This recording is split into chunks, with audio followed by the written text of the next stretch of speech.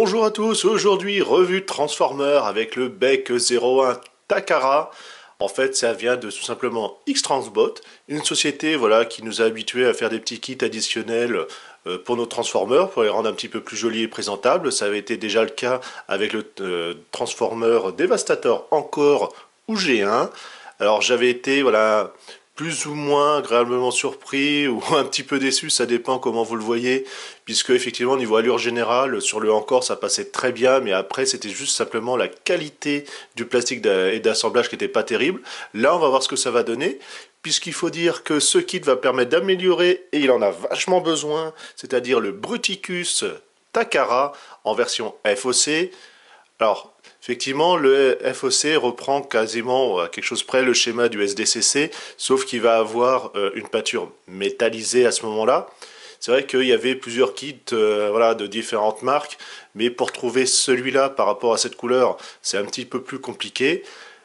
L'allure générale sur les photos, les revues donnaient à peu près pas mal, en tout cas permettait de rehausser notre ami.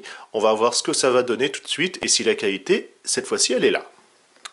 Derrière la boîte, on voit comme ça en silhouette l'allure générale et ça va indiquer comme ça en couleur quelle pièce va simplement remplacer ou s'ajouter à notre robot. On a voilà une petite liste, enfin un petit nom avec comme ça les specs. En dessous la version trailer, puisque effectivement toutes les parts vont pouvoir s'assembler pour faire simplement avec Hotslow une espèce de remorque en tout cas. La notice, comme vous pouvez voir, bon, c'est une notice, hein, c'est succinct. C'est un petit peu en couleur, hein, mais sans trop. La présentation est correcte, ça a l'air assez bien, voilà, tout simplement détaillé pour qu'on puisse y arriver sans trop se prendre la tête. Un élément qu'on peut prendre en main, par exemple, pour un petit peu plus près, la qualité du plastique semble là, les peintures aussi, pas de coulure ou autre, ça a l'air quand même assez bien fini et bavuré. Voilà, on va bien voir ce que ça va donner. Par contre, ce que je remarque directement, autant, voilà, ces parties-là pour Blastoff, la couleur semble quand même très bonne. Pareil ici. Par contre, pour Brawl, on va avoir un vert qui est totalement différent, malheureusement. Voilà. Comme vous pouvez voir, c'est pas du tout la même chose. Là, par contre, ça va choquer. Le plastron est très proche au niveau du bleu, un tout petit peu plus clair. En tout cas, voilà, il n'est pas métallisé. Bon, ça passe aussi très bien. Finalement, voilà, c'est vraiment cette partie du pied qui va sembler, je pense, une fois tout assemblé, ressortir un petit peu moins bien. L'assemblage de la remorque, on va juste simplement mettre voilà, ces deux parties ensemble. On voit que ça tombe directement. Oh, ça c'est sympa. Alors direct, vous voyez, on a ici en plein milieu le plastique voilà, qui s'écarte carrément, puisque voilà, on a ici un petit ergot qui permet de verrouiller. Je pense que ça va sûrement pas durer longtemps dans le temps, à manipuler avec une extrême douceur, et oh là, putain la vache, il s'écarte énormément, voilà, pour clipser, en sachant qu'au bout, ça se clipse même pas. À retirer, je pense qu'il vaut mieux que ça ne se clipse pas, puisque sinon, il va falloir un petit peu plus l'écarter pour pouvoir l'enlever, et ça risque de lâcher prématurément. Voilà, on commence déjà avec les mésaventures. On a ici les pots qui sont sur axe. Bon, on dirait un petit peu le casque de Flash, hein, mais ça fait rien. On va prendre les roues pour Oslo. Donc, en dessous, vous avez voilà, les trous. Ça va venir se mettre à la place. Alors, il faut à nouveau forcer. Donc, vous avez... On met tout simplement les trous, voilà, directement, enfin les picots dedans. Comme cela.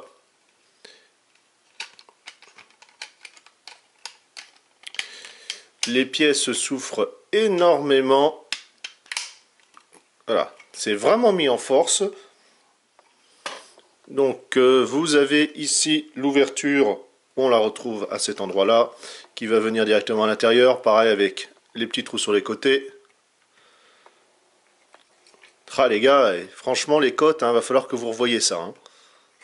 Et ça ne se clipse pas entièrement. Ça y est. On prend une main qu'on va pouvoir positionner voilà, sur un côté.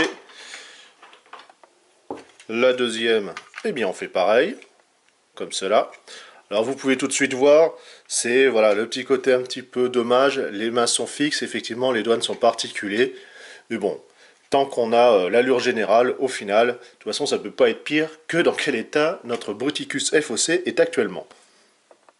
On prend ces pièces-là, alors déjà on va les assembler, vous voyez, vous avez ici, ah, purée, ouais. Nous allons prendre, voilà, ces deux pièces. Donc déjà, l'assemblage, je ne vais pas pouvoir aller très loin, puisque malheureusement, le trou n'est pas dimensionné au bon diamètre, donc forcément, on ne peut pas aller plus loin en termes d'assemblage. Je vais juste pouvoir, voilà, poser. Encore une chance, il y a un petit peu d'espace, donc ça tient quand même, c'est déjà ça. On prend le plastron, on va pouvoir comme ça le poser par-dessus. On voit qu'on a les deux picots et avec les emplacements à cet endroit-là. Je n'ai pu mettre qu'un seul picot, puisque effectivement bah, le deuxième il ne rentre pas. C'est magnifique, on continue. On va retourner, puisque cette fois-ci on va voir la plateforme. Tout ça c'était juste pour cacher tout simplement les accessoires dessous. Bon, c'est déjà ça. Trou picot classique. Comme d'habitude, les dimensions n'étant pas bonnes, eh bien je ne peux pas aller plus loin. Je vais prendre cette partie-là et la mettre comme ça sur le devant. Cette vidéo est un peu décousue, désolé, hein, puisque je me bats pour chaque insertion de pièce qui tient un petit peu comme elle peut. Bon, voilà, on voit même le plastron qui est en train de se barrer totalement en dessous, alors qu'il devrait tenir malheureusement. Et voilà, c'est le souk total. On va avoir cette partie-là qui va venir derrière, deux petits picots, les emplacements on les a là. Donc il y a juste à clipser, et ça ne s'enfonce pas totalement. Donc arrivé là, normalement, vous pouvez voir qu'on peut mettre tout simplement Oslo avec les canons et puis continuer pour tout simplement faire un semi-remorque, prendre Brawl pour lui adjoindre des nouveaux canons et ainsi de suite. Je m'arrête là parce que c'est tellement galère, franchement, c'est la merde. Au niveau de l'allure générale, au moins ça en prend un grand coup en mieux. C'est vrai qu'il est un peu plus carré, un peu mieux proportionné. Après, le robot initial est toujours là avec voilà, ces petits loupés par-ci par-là au niveau articulation et limitation de mouvement. N'empêche, cette fois-ci, le kit fait exactement avec le Devastator encore du même système, c'est-à-dire quelque chose qui est un peu plus travaillé, un peu plus, on va pas dire accurate, mais bon, voilà, qui en impose déjà un petit peu mieux et on se rapproche vraiment de l'idée qui était dans le jeu vidéo où il était vraiment sublime et vraiment très puissant. Là, ça se ressent encore. La seule chose, c'est que c'est encore une qualité à chier. Il n'y a pas d'autre mot sur simplement le système d'assemblage et autres. Même si le plastique en lui-même, on va dire, n'a pas trop de soucis quand on le prend en main. Voilà, c'est assez correct. Les problèmes de teinte, ça, je viens de vous l'annoncer. Mais c'est vraiment, voilà, les problèmes de jeu d'alésage qui sont totalement foirés à 500%. Soit ça tient pas. Voilà. Comme bah, tout simplement le Devastator, ça va devenir un robot de display et non pas de manipulation. En tout cas, au moins déjà, il est remonté un petit peu dans mon estime grâce à ça. Voilà, ça aurait pu être mieux, je vous l'ai dit. J'espère que cette petite revue vous a plu. Et puis on se dit à une prochaine. Salut!